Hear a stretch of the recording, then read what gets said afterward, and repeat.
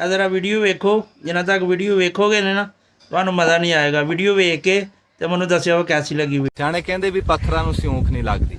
ਵੀ ਸਾਡੇ ਪਾਕਿਸਤਾਨ ਦੇ ਦਾਰੁਲ ਖਿਲਾਫਾ ਜਿਹੜਾ ਇਸਲਾਮਾਬਾਦ ਆ ਉਹਦੇ ਵਿੱਚ ਲੋਕ ਵਿਰਸਾ ਮਿਊਜ਼ੀਅਮ ਬਣਾਇਆ। ਉਹਦੇ ਚ ਟਿੰਡਾ ਵਾਲਾ ਖੂਹ ਬਣਾਇਆ ਹੈ, ਪਿੱਛੇ ਢੱਗਾ ਵਗਦਾ, ਮੰਜੀ ਤੇ ਬਾਬਾ ਬੈਠਾ। ਬਾਬਾ ਬੜੀ ਠਾਠ ਨਾਲ ਬੈਠਾ, ਕੁਰਤਾ ਪਾਇਆ, ਚਾਦਰਾ ਪਾਇਆ, ਪੱਗ ਬੰਨੀ, ਹੁੱਕਾ ਲੈ ਕੇ ਬੈਠਾ, ਖੁੱਸਾ ਪਾ ਕੇ ਬੈਠਾ। ਤੇ ਪਰ ਇੱਕ ਗੱਲ ਤੋਂ ਮੈਂ ਬੜਾ ਰਾਜੀ ਹੋਇਆ ਵੀ ਜੋ ਇਹਨਾਂ ਨੇ ਕਿਸਾਨ ਦਾ ਹਾਲ ਕੀਤਾ ਨਾ ਉਹੀ ਉਹਦੇ ਚ ਦਿਖਾਇਆ ਹੈ। ਵੀ ਉਹ ਬਾਬੇ ਦਾ ਜਿਹੜਾ ਚਾਦਰਾ ਗੋਡਿਆਂ ਤੋਂ ਪਾਟਾ, ਝੱਗਾ ਮੋਢੇ ਤੋਂ ਪਾਟਾ ਤੇ ਮਿੱਟੀਓ ਮਿੱਟੀ ਹੋਇਆ, ਤੇ ਉਹ ਹੁੱਕੇ ਦਾ ਵੀ ਡੱਟਾ ਟੁੱਟਾ। ਉਹਦਾ ਬਾਂਡ ਲੱਗ ਗਿਆ ਕਰੋੜ ਰੁਪਏ ਦਾ। ਉਹਨੇ ਆਪਦੇ ਬੇਲੀ ਨੂੰ ਬਾਹਰ ਦੁਬਈ ਫੋਨ ਕੀਤਾ ਵੀ ਕਹਿੰਦਾ ਆ ਜਾ ਛੱਡ ਕੇ, ਤੇ ਬੜਾ ਪੈਸਾ ਆਪਣੇ ਕੋ ਆ ਗਿਆ। ਉਹ ਕਹਿੰਦਾ ਯਾਰ ਮੈਂ ਡਿਊਟੀ ਤੇ ਆ, 10 ਮਿੰਟ ਤੱਕ ਮੈਂ ਤੈਨੂੰ ਕਾਲ ਕਰਦਾ। ਉਹਨੇ ਉੱਥੋਂ ਬੈਂਕ ਚੋਂ ਕਰੋੜ ਰੁਪਈਆ ਲਿਆ, ਬਾਹਰ ਨਿਕਲਿਆ ਤੇ ਅੱਗੇ ਜੂਆ ਹੋ ਰਿਹਾ ਸੀ। ਉਹਨੇ ਜੂਏ ਚੋਂ ਕਰੋੜ ਰੁਪਈਆ ਲਾਤਾ ਤੇ ਉਹ ਹਾਰ ਗਿਆ।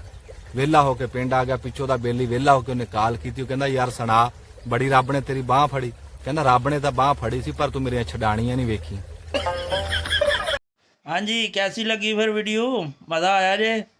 ਮਜ਼ਾ ਆਇਆ ਤੇ ਫਿਰ ਵੀਡੀਓ ਨੂੰ ਲਾਈਕ ਤੇ ਸ਼ੇਅਰ ਵੀ ਕਰੋ ਤੇ ਫਾਲੋ ਕਰੋ, ਸਬਸਕ੍ਰਾਈਬ ਕਰੋ। ਸ਼ੁਕਰੀਆ।